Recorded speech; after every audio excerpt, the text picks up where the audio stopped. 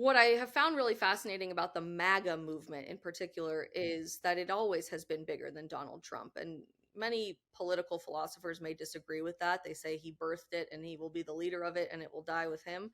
But Donald Trump's philosophy has always been from the ground up. It's been that we are a nation of the people, by the people, for the people. And the movement of those who lead you has to be rooted in that as well.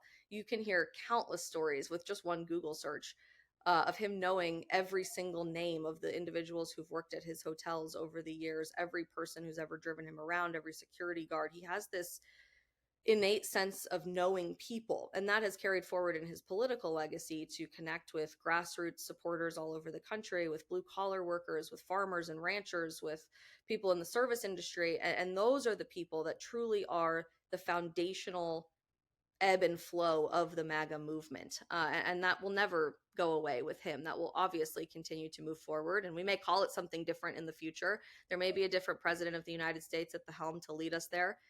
Tragically, I think we all thought that was Charlie at some point. And I've seen countless eulogies and tributes in the last few days saying that they assassinated not just an intellectual giant, they assassinated our future president. Isabel, first of all, how are you? I think is where I want to start with this, actually, because I realize it's been a tough week. It has. I mean, it's been truly devastating, I think, for all of us who have been so inspired by, led by, and mentored by Charlie over the last few years. It honestly doesn't really feel real. If I think I'm being honest with you, we all are texting one another, calling one another, and gathering together to say we kind of feel like we're walking around in a very bad dream and we're expecting to wake up, but every morning it's just the same. But in the midst of our profound sorrow and heartbreak and complete disbelief that this is the situation that we're in right now, I think all of us are so moved and inspired by the outpouring of love and support and this sense of courage and revival that we're seeing from young people all over the world to say, I'm not afraid to stand up and say that I believe in free speech. I believe in God. I believe in these principles that this courageous young man gave his life for. And although Charlie may no longer be with us here on earth, he is still in heaven, and we will pick up that torch and move forward. Mm. What is the nature of the torch that you are picking up, if I can ask that? What is Charlie Kirk's legacy in kind of shaping conservatism, I guess, in America? Yeah, I said this on my show today, but I think Charlie started out 12 plus years ago on a quest to save the country. And in his mind, we had become so lost as a nation. He was so tuned into the foundational values of what set the United States of America apart as this shining city on a hill, but also this foundation for Western civilization at large. And I know your audience is obviously not American, but I've received thousands of messages in the last 24 hours from people in the UK, across Europe, Canada, Australia, New Zealand, really Western society at large. So grateful for his voice over the last few years. But that first voice really did echo out in this quest to save America and to save our country.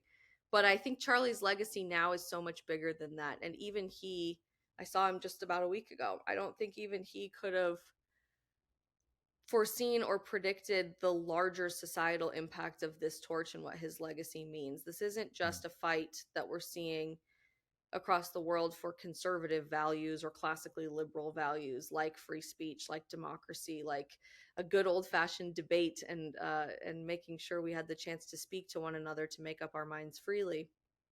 But what's come to fruition this week is such a clear sign that we are living in times of good versus evil. We are living in a time where many powerful people with influential voices in society think violence is okay and it's a justified means to an end to accomplish their political goals.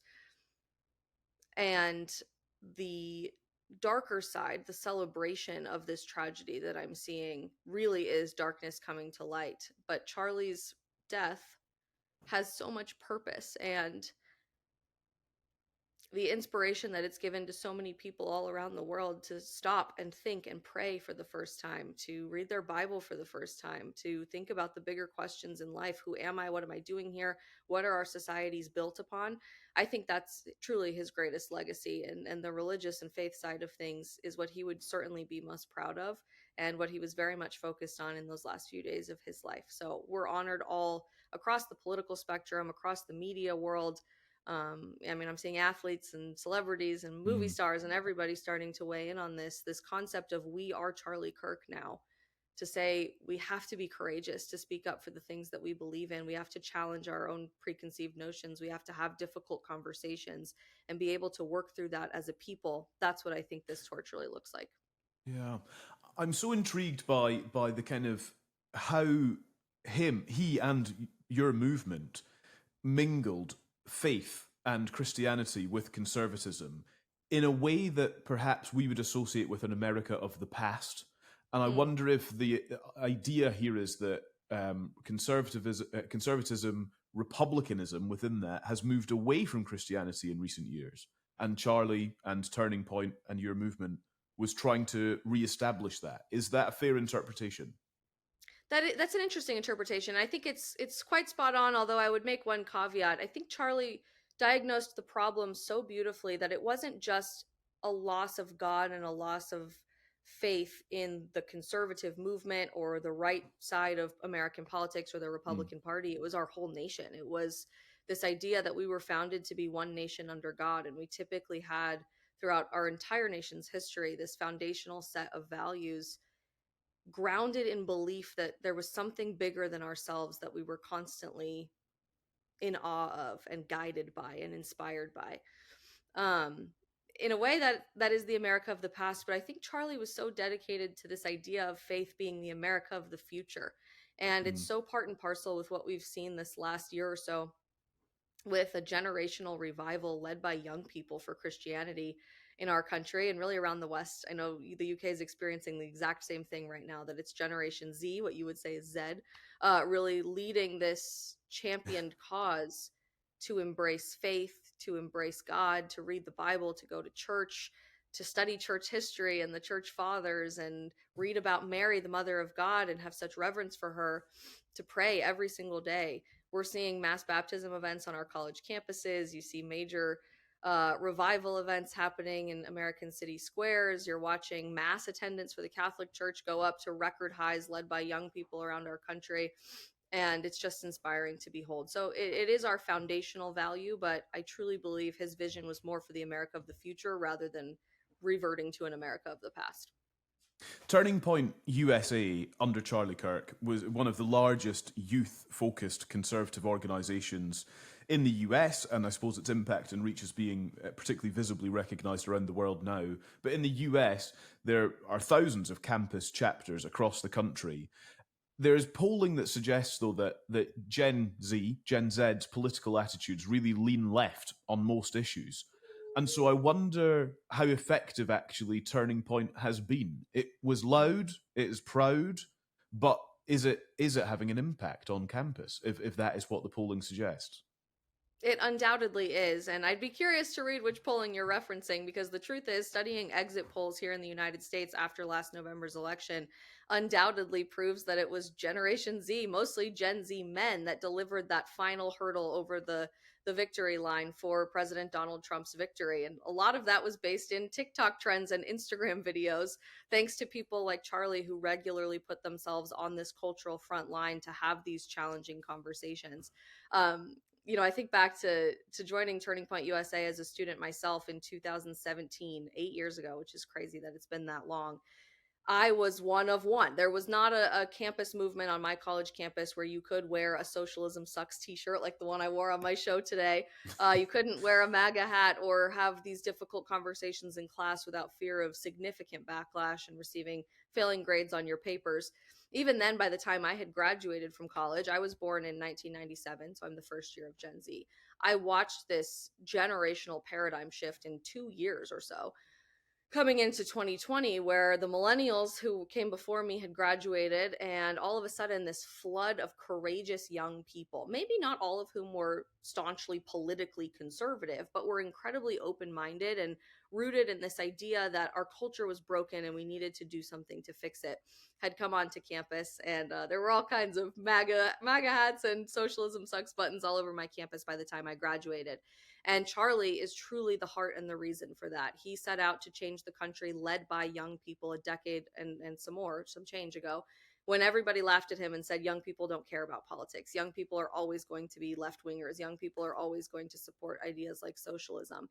And last November, you saw the majority of young men under the age of 35, including in almost every single swing state and every major district, vote for Donald Trump as a majority.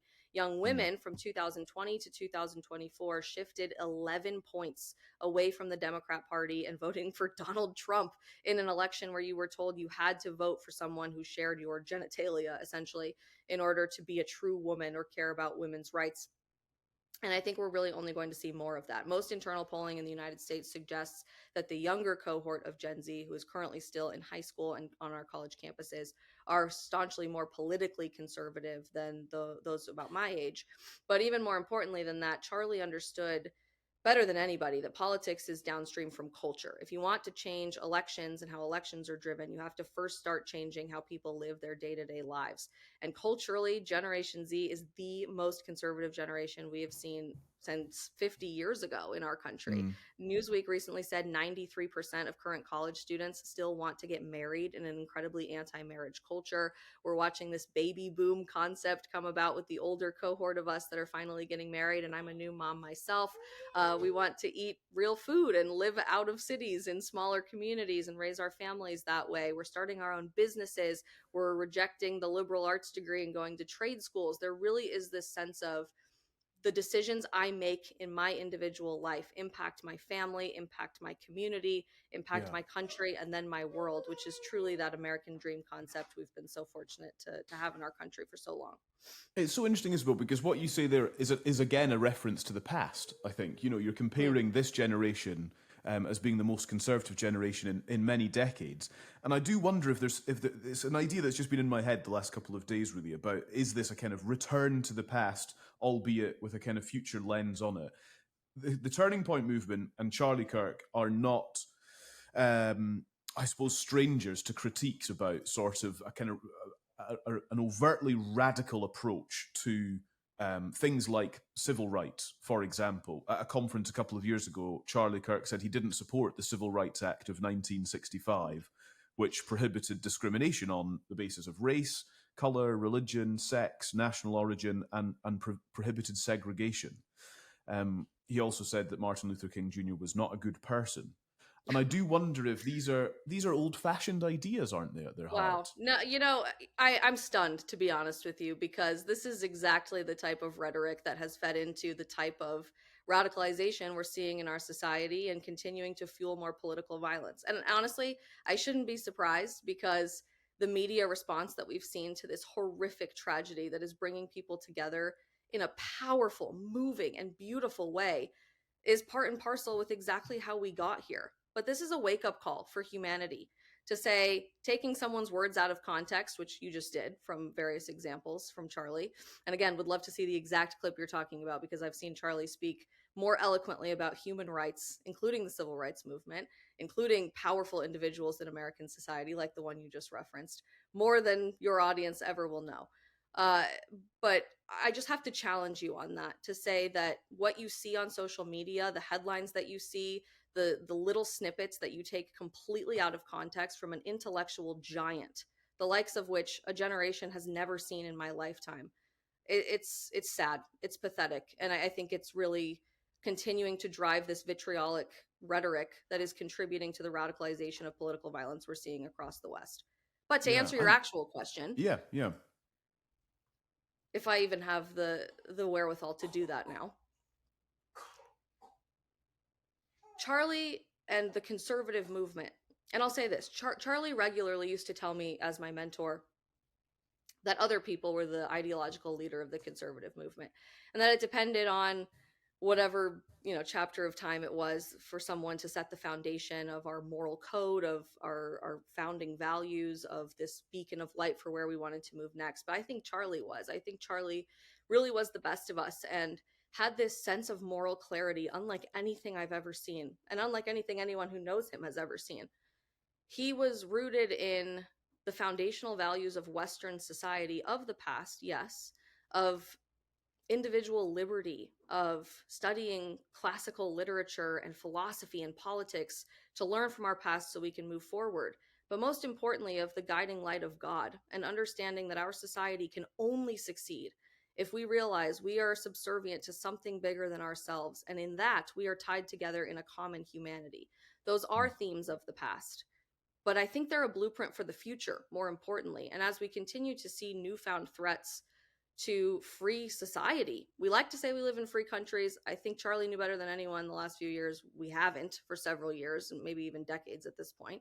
And I hope your listeners in the UK resonate with that more than anything, with the complete slaughter of free speech that we are seeing in your society, that I hear from your citizens more about every single day. This blueprint for the future has to tackle the attack on free speech. It has to tackle the demonic dark forces that are attacking people of faith more today, by the way, than any other time in history, and with Christians more than any other religious group on the face of the planet, by the numbers. You can fact check me on that.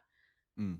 There is a courage that has to come with moving forward, using the values of the past, but tackling the problems of today and tomorrow, so that we can have a society for the next 250 years and for every generation to come after that. So I think it's both. Yeah, I think that's it. And this is fascinating. And this is what we're here to hear, is these ideas about the future of what conservatism actually looks like in the United States. And for what it's worth, Isabel, I think I should say out loud to you that no one should be shot for having views with which you don't agree. There is a baseline here from which we are all working. But I think it's important that we have these conversations about what his legacy is, what this movement now looks like going forward, and I'm grateful to you for engaging with these things and with these challenges and these ideas from here on out as well. With that in mind, I wonder if your movement, if it is recognizable and part of a post-Trump America. So when President Trump is no longer president at the end of this second term, does it hinge on him still being in power, I wonder? How crucial is Donald Trump to the future of this movement? That's a question many have been asking in right of center politics in America for the last several election cycles. And before I even answer it, I have to say, how pathetic is it that we even have to say out loud someone should never be shot for courageously defending their values? That's Sure. unacceptable. It's inexcusable in the society that we live in. And to see so many college professors, media personalities, TV news anchors, people in positions of severe influence and impact in society celebrate this and to champion it. I'm incredibly encouraged to see the response now that people are losing their jobs for this, and they should. They should absolutely lose their jobs and their livelihoods and face the consequences of this rhetoric. Absolutely. But it breaks my heart that this is what had to happen for us to have that reckoning as a society, because this never should have happened to begin with, whether it was someone truly as pure and dedicated to his cause as Charlie or anyone else on any aspect of the political spectrum. That said, what I have found really fascinating about the MAGA movement in Mm. particular is that it always has been bigger than Donald Trump. And many political philosophers may disagree with that. They say he birthed it and he will be the leader of it and it will die with him. But Donald Trump's philosophy has always been from the ground up. It's been that we are a nation of the people, by the people, for the people. And the movement of those who lead you has to be rooted in that as well. You can hear countless stories with just one Google search of him knowing every single name of the individuals who've worked at his hotels over the years, every person who's ever driven him around, every security guard. He has this innate sense of knowing people, and that has carried forward in his political legacy to connect with grassroots supporters all over the country, with blue collar workers, with farmers and ranchers, with people in the service industry. And those are the people that truly are the foundational ebb and flow of the MAGA movement. And that will never go away with him. That will obviously continue to move forward. And we may call it something different in the future. There may be a different president of the United States at the helm to lead us there. Tragically, I think we all thought that was Charlie at some point. And I've seen countless eulogies and tributes in the last few days saying that they assassinated not just an intellectual giant, they assassinated our future president. Just last night, actually, someone with a connection to Charlie in Chicago sent me a picture of their high school yearbook together where he was voted most likely to be president of the United States someday, with the highest vote margin of any of the superlatives in his class and all of the awards given. And I have no doubt that that's true. But what I'm seeing in the response to Charlie's death is that this movement that he led, and by extension, this MAGA movement that Donald Trump is the leader of as our president of the United States today, I think Charlie would want people to know it has to be bigger than its leader. Mm, What we fight for every day has to be bigger than one individual person. It has to be bigger than each chapter of our history with each generation. This is a timeless battle between good and evil for humanity. And that looks different in different countries, in different societies, with different presidents, with different policies, in different decades. But it has always been the story of humanity, and it's up to us to keep fighting for that. yeah. And just finally, Isabel, and I know this is all deeply personal to you. You knew Charlie, you worked with Charlie. Apart from anything else, you shared his philosophy. You're part of his movement as well, but you were closely connected. And so, thank you for speaking so candidly at such a difficult time. I appreciate that so much. And I want to finish with this: does the movement need to change? For conservatism to succeed in the future? Does the Charlie Kirk approach need to evolve? And I ask that because I wonder if anyone can replicate how he did it. Actually, almost by definition, it will be different from here on out, will it not? Hmm. Because you've already pointed to his uniqueness, and people can't impersonate that. It wouldn't work, presumably. I don't know. What's your take on that? Yeah. I made an episode of my podcast yesterday just thanking Charlie for everything he's done for me, for every other voice in the conservative movement, and for millions of people that I don't think he ever knew he so directly touched, and that we've seen pour out from all over the world in the last 48 hours. And I posted a clip of that to Instagram in which I said, and I truly believe no one will ever be able to fill Charlie's shoes. He had this life force about him that was so much bigger than himself and constantly dedicated to other people. He worked harder than anyone I've ever met. He slept for 30 minutes a night, would pull off 24-hour days every single day, and always showed up even when it was tough. Literally worked himself sick all the time to make sure that he was running the race that God had set before him. But this "we are all Charlie Kirk" concept, I think, is so powerful because he always believed that anyone from anywhere can make a difference and can change the world if they just have the courage to show up. We will face different challenges throughout humanity's history into the future with the rise of AI and new technology, new global conflicts, new rises to power. I think we often look at the world as it exists today and we assume it's always been this way, but we forget countries had different names just mere decades ago, right? So everything is constantly in flux and in change throughout human society. But that constant fight for good and evil has to depend on every single one of us. We don't know what that looks like. We don't know who will lead that charge, so to speak. But I'm incredibly encouraged that all of us seem to be saying we are here to pick up the microphone. We are here to carry this legacy forward. And no matter what challenges come our way, conservatism is winning. Small c conservatism is winning all over the world. The idea of marriage and family and faith and goodness as the bedrock of society again, particularly Western civilization, is making a revival all over the world. And this is a tragic, horrific catalyst that is speeding that up very quickly this week. But what we've seen planted as seeds throughout the last decade or so in the conservative movement around the world, I think has burst into a raging wildfire. And I'm incredibly encouraged to see people lean into that and say, never again can we be afraid to share our values. We have to be courageous, and never again can we let the world forget the legacy of this incredible young man, Charlie Kirk.